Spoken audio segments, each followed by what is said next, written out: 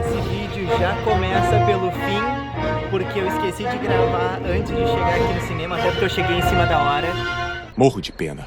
Olá, olá, patrulheiras e patrulheiros espaciais desse e de todos os multiversos. Galera, como vocês viram, eu não cheguei a tempo para fazer um vídeo dedicado indo ao cinema, mas claro que eu não poderia deixar de fazer um vídeo aqui para falar sobre Lightyear, a mais nova animação da Pixar que finalmente voltou ao cinema. Não dá pra acreditar. E com isso, chega de enrolação e vamos falar desse filme que foi um grande retorno do estúdio para salas de cinema. Meu nome é Patrick e você está assistindo ao Trick Studios. Mas antes da gente começar, vale um lembrete que quem não é inscrito no canal aqui, já se inscreve aqui embaixo e ativa o sininho, porque esse vai ser apenas o primeiro vídeo e sem spoiler. Logo vai vir um outro vídeo que eu vou falar sobre mais detalhes, mas para não perder, ativa o sininho aqui embaixo, porque vai sair vídeo sobre Lightyear. E então bora falar sobre esse filme sem nenhum spoiler. O que não é novidade pra ninguém é que Lightyear se passa num universo onde o Buzz Lightyear é realmente um patrulheiro espacial, e esse filme que a gente tá assistindo é o mesmo filme que o Andy assistiu lá nos anos 90 e fez com que ele tivesse aquela vontade de ter o boneco do Buzz, e aí tem toda a história de Toy Story que a gente conhece e ama. Oi!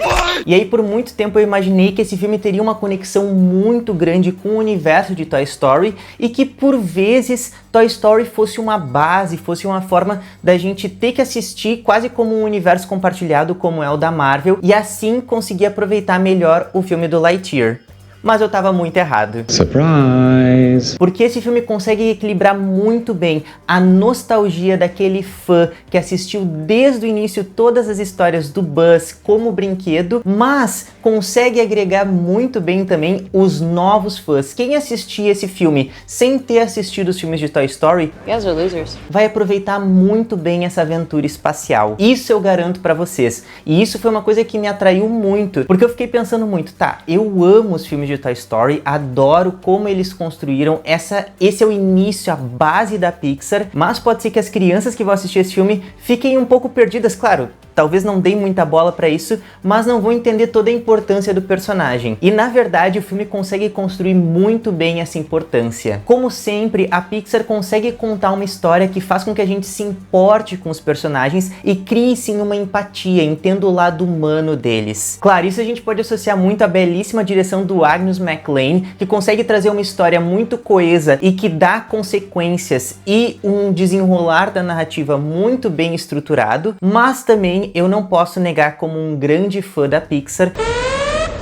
que eu assisti os créditos, assisti tudo até o final, e assim, quando chegou ali a produção executiva, que eu vi que era do Pete Docter e do Andrew Stanton, eu entendi tudo. Até porque, na verdade, eles são os grandes cabeças da empresa. Quem não conhece, esses são basicamente os diretores de Divertidamente, Procurando Nemo, eles têm envolvimento direto com os filmes de Toy Story, então assim, são as grandes mentes por trás da Pixar, e foram os fundadores da empresa, então tudo acaba passando por eles. E esse filme consegue trazer o mesmo DNA da Pixar de sempre, mas agora com uma roupagem muito mais de aventura e de ação. Foi muito engraçado no momento que deu um intervalo no cinema, porque, parênteses aqui, no cinema que eu venho aqui em Portugal, eles fazem intervalo no meio do filme. Tá brincando, né? É diferente, né, gente? Assim, é estranho pra nós que não estamos acostumados, mas a gente acaba se acostumando. E nesse intervalo tinha toda uma família sentada na minha frente, assim, e a mãe olhou pro lado, assim, pro pai e falou: Esse filme não é pra criança. e eu achei isso muito hilário e configura muito bem algumas sensações que eu tive com o filme. Sim, gente, ele continua sendo um filme infantil, tá? Podem levar as crianças sem medo,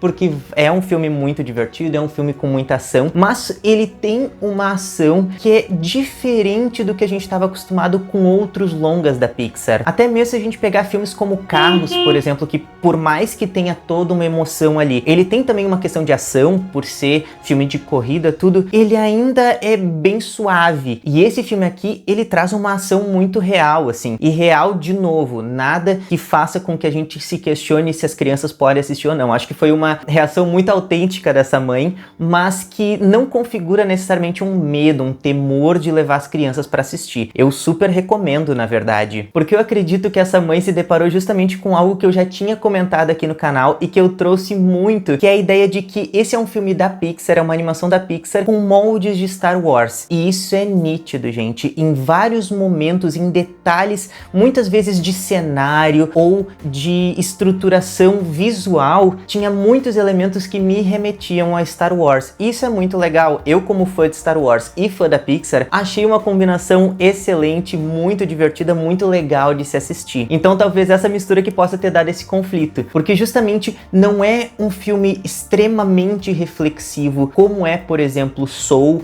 ou até mesmo Luca em vários aspectos, mas como eu disse, ele associa muito bem essa ação com dinâmicas de grupo e dinâmicas de personagem que fazem realmente a gente ficar muito dentro da história e se empolgue em vários momentos, mas também ele traz aquele DNA da Pixar de trazer reflexões da vida que são muito importantes e que, de novo, emocionam. Eu acredito que não tem como a gente não se emocionar porque os personagens, eles são muito humanos e isso é uma característica que a Pixar traz por muitos anos e aqui tá presente da mesma forma. Então, tanto os dilemas dos outros personagens quanto o dilema do próprio protagonista, que é o Buzz, fazem com que a gente se associe com ele e entenda muito as motivações e os questionamentos de vida. E a evolução de personagem, principalmente, é algo que sim, funciona muito bem. Eu ouso dizer que não é uma evolução extraordinária em um aspecto diferente do que a gente já conhece. A evolução de personagem que a gente vê aqui é uma evolução bem comum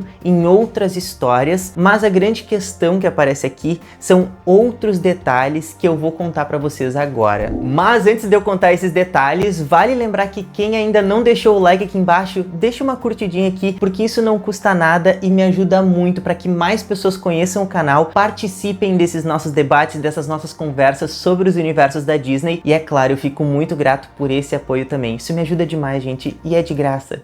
Só um cliquezinho. Mas aí, então, falando sobre essas reflexões, eu percebo que a história traz sim reflexões muito importantes do próprio personagem para importância dele naquele grupo, mas outros aspectos que eu acho que são interessantíssimos e que eu vou desenvolver mais no vídeo com spoilers para realmente mostrar situações, são questões que ficam em segundo plano, mas que estão presentes ali e que eu acho que vale a pena a gente dar um olhar específico para elas e dar uma atenção. Porque, por exemplo, nós temos momentos da história em que nós percebemos o Buzz como um personagem que vive uma masculinidade tóxica. Sim, esse elemento tá lá secundário em comparação com a grande moral que a história tenta abordar com a gente, mas eu acho que é um detalhe que às vezes pode passar despercebido, mas que eu percebi em vários momentos da história e que eu acho que são fundamentais e que mostra que mesmo que esse filme traga uma moral que a gente já conhece de outros longas, outras histórias que já contaram narrativas muito parecidas, a gente ainda pode trazer novas camadas e atualizar essas histórias. Não só essa questão de uma masculinidade tóxica, mas também questões sutis que a Disney tem colocado nos filmes da Pixar e que são essenciais para a gente aos poucos evoluir enquanto humanidade, como por exemplo a presença de um casal homoafetivo e de forma visual que a gente realmente vê esse casal. Ele não fica lá em segundo plano, que fica lá. Existem momentos que a gente vê aquilo dali acontecendo. E foi em virtude disso que em vários países Lightyear foi proibido de ser exibido nos cinemas. Não vou entrar no mérito de que, nossa, que legal que a Pixar fez isso. Já deu, já tem outros vídeos aqui no canal que eu falo sobre isso. Então eu acho que a gente já tá num momento em que isso não precisa mais ser um plus, não precisa mais ser algo extra. Tem que ser algo que está presente nas histórias. E não como um checklist lá, ok, tem um casal homoafetivo, tem um personagem negro, tem... Não, isso tem que estar na história porque faz parte da história. Porque as pessoas que vão assistir esses filmes existem e querem se ver representadas. Então isso tudo eu acho fantástico e eu acho que Lightyear consegue trazer tudo isso, mostrar essa evolução do estúdio, essa evolução das animações e de uma forma que não é panfletária. Eu espero que a Pixar continue fazendo isso e que os outros estúdios da Disney como um todo continuem evoluindo dessa forma. A gente quer ver histórias que nos representem. Eu falei muito sobre isso na primeira live que eu fiz sobre Miss Marvel, que eu vou deixar aqui no card para vocês assistirem. Tá na hora hora da gente ver mais caras, ver outras pessoas assumindo papéis de liderança e assumindo papéis de protagonismo nas histórias. Então, apesar do Buzz ser o protagonista, a gente vê várias outras questões sendo discutidas ali e que eu acredito que sim, engrandecem ainda mais a história. Esse é um filme que eu recomendo demais vocês assistirem. Eu acho que é uma estratégia certeira da Disney colocar esse filme da Pixar de volta aos cinemas, apesar de ainda achar meio complicado eles terem colocado vários filmes do estúdio diretamente no Disney Plus, enquanto os estúdios da Disney Animation foram pro cinema. Mas também conversando com outras pessoas eu já comecei a entender melhor que assim, a evolução, o que a gente vai viver agora é o streaming. A gente tá num momento de transição, ainda é muito difícil de entender. Eu era muito contrário a essas questões de mandar os filmes da Pixar direto pro streaming. Hoje eu já repenso um pouco mais sobre isso. Ainda sou um fã do cinema? Sim. E Lightyear é um ótimo filme para se assistir na sala de cinema. Mas concordo que a gente tá num momento de transição, a gente tá agora indo tudo pro streaming. É questão de tempo agora até que o streaming se torne o novo cinema. É triste pra mim, porque eu amo o cinema, amo aquela sensação de ter mais pessoas, ter uma tela enorme, um som incrível, mas faz parte, né, gente? A mudança. Coisas que a gente vai ver que vão mudar. E, inclusive, Lightyear também fala sobre mudanças. Então, vamos agora evoluir junto com as histórias que a gente tá assistindo. Mas e aí, vocês já assistiram Lightyear? Vão assistir? Se sentiram motivados? Muitas perguntas? Sim. Responde aqui embaixo nos comentários, me conta o que vocês acharam ou o que vocês esperam desse filme. E aguardem, porque em breve vai ter vídeo com spoiler para falar sobre detalhes específicos do filme que eu acho que vale muito a pena a gente discutir. E eu vou ficando por aqui, muito obrigado para quem ficou até o final, e aqui do lado eu vou deixar a recomendação de uma outra animação que com certeza vai ser tão nostálgica e